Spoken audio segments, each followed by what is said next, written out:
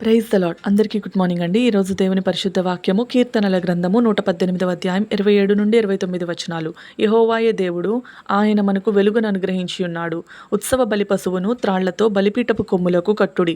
నీవు నా దేవుడవు, నేను నీకు కృతజ్ఞతాస్తుతులు చెల్లించెదను. నీవు నా దేవుడవు, నిన్ను ఘనపరచెదను. యెహోవా దయాళుడు, ఆయన కృప నిరంతరము నిలుచుచున్నది. ఆయనకు కృతజ్ఞతాస్తుతులు చెల్లించుడి. ఆమెన్.